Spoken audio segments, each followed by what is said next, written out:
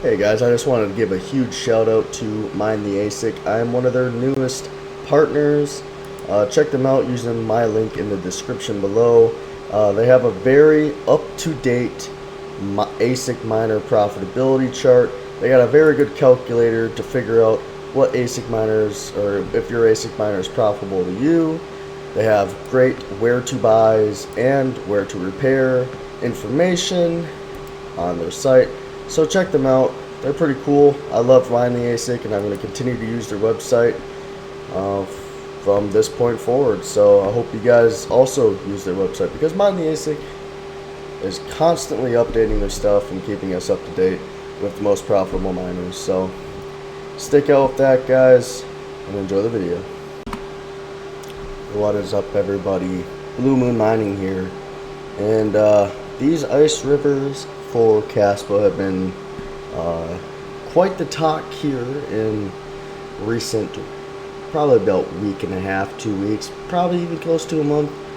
And the big talking point is because these are absolutely insane if they turn out to be real.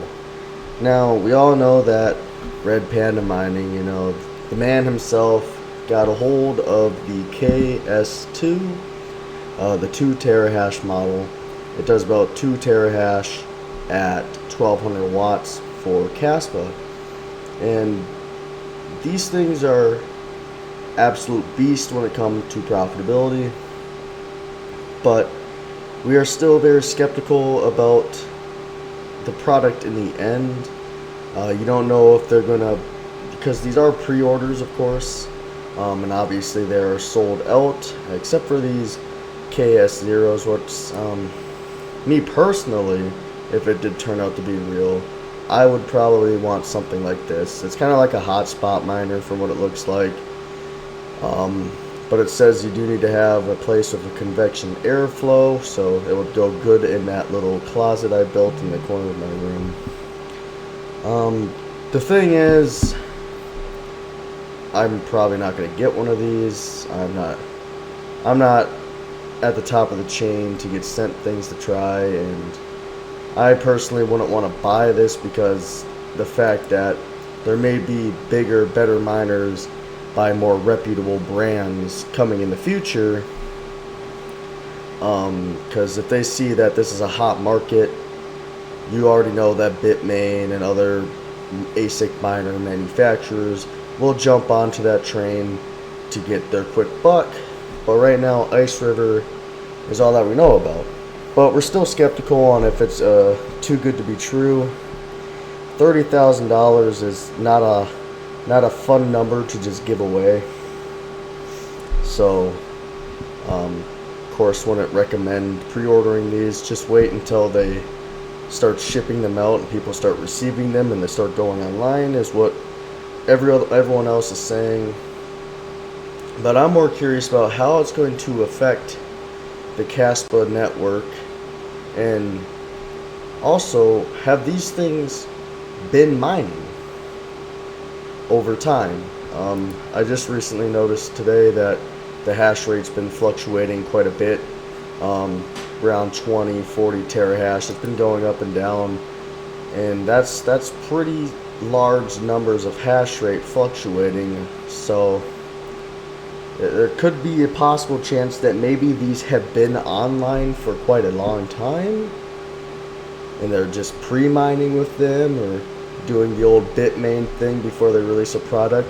They just mine with them to make sure they work, and also to fill their Bitcoin bags and shit like they always want to do.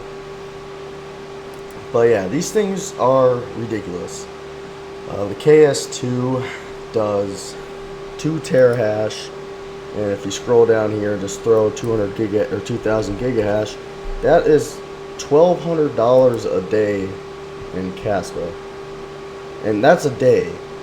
So if the product ends up being real, you're spending $30,000 and you're breaking even, actually going above breaking even within a month. So let's say you factor in electric, let's just say you get, you know, 1050. This kind of make it seem more sense. You're going to mine that 7 days, that's 7,300 a week. Times that by 4, you're already 29,400 in 1 month. And that's damn near paying this thing off. So, of course, everyone's going to want to mine with these things. Everyone's going to want them. But is it going to be worth it in the end? I'm not 100% sure. But how would it affect the Kaspa network? Well, we're at around a petahash of network hash rate. And of course, as everyone knows, the higher the hash rate, the higher the difficulty is. So obviously, with multiple miners with terahashes worth of power compared to, say, a GPU that's still in the mega hash, or a whole GPU rig that's still somewhat in the gigahash, the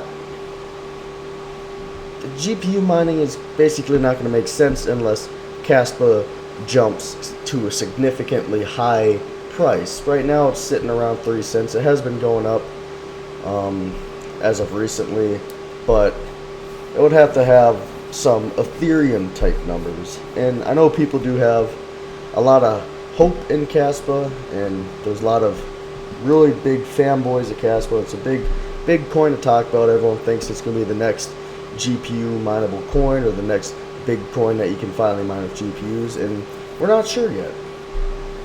There's still time for these things to go their way and things to discover. There's a lot of new coins coming out. You got Kaspa, you got Radiant, you got Nexa. Everyone's been talking about Ironfish lately. I don't know why. I haven't been personally invested in that. But Kaspa has been the big one for a while. It's been the talk of the town. First guy to ever really bring it up, of course, was Son of a Tech, and he was really going after that coin, and he built himself up a bag. He probably made it big with this. But yeah, me personally, I'm a Radiant boy, so you guys would catch me mining some Radiant. But don't get me wrong, I do have a stash of Kaspa.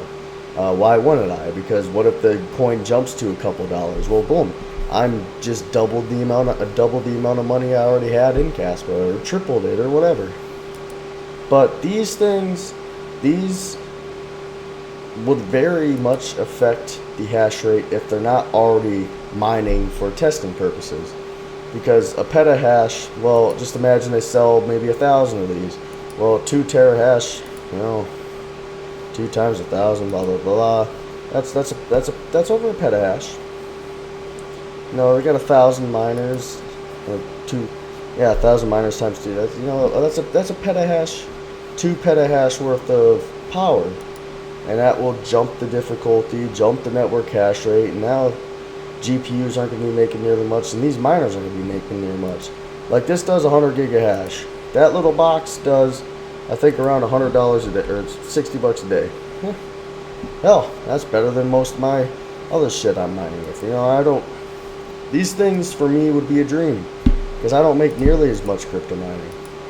I still have old hardware, and most of my stuff is either solo mining, or I just have the 2 GPUs, or actually 3. I use my computer to mine Radiant. And yeah, so, but these things, they're ridiculous, man.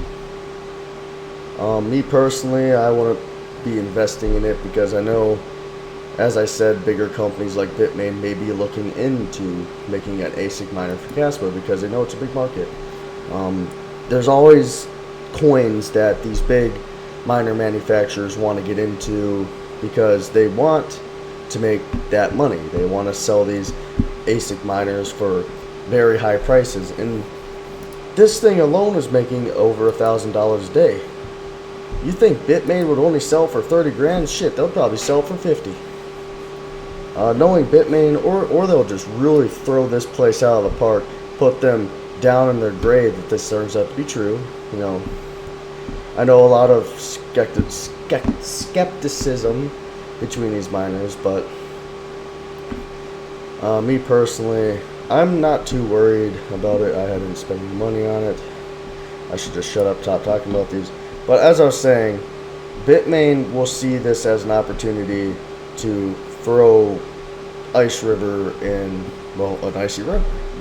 put them out of business. And look, just in this video, the hash rate jumped like 20 terahash. I don't know what's been going on with it.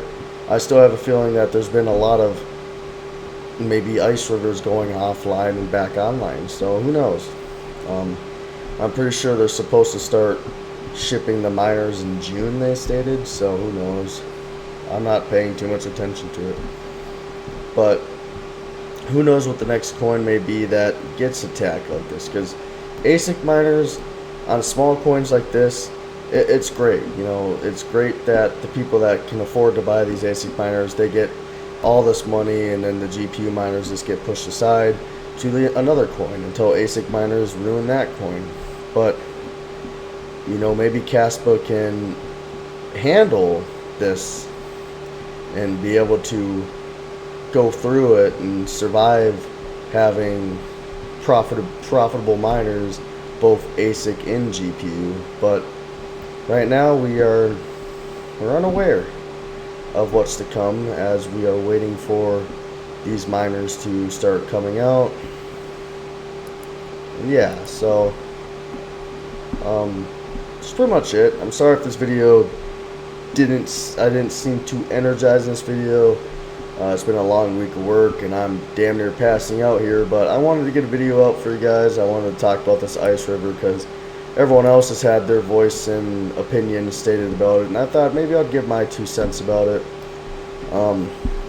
Personally, I wanted to invest in it, considering that there may be, you know, bigger companies like Bitmain that may release one that will absolutely shut these miners down in the future.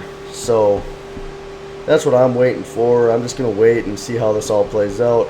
Maybe Kaspa will survive, maybe not. Maybe these end up being a big scam and people lose all their money. Who knows? We're still waiting to find out. It's only April, and they're not supposed to be getting these miners going out until June, so there's a lot of time for skepticism and things to happen. So we'll be keeping an eye on that, as all of us crypto miners do, and all of us crypto mining YouTubers. We like to keep track of these things and make sure everything's going alright or going to hell. So on that, I hope you guys enjoyed this video. I will see you guys in the next one, and a peace.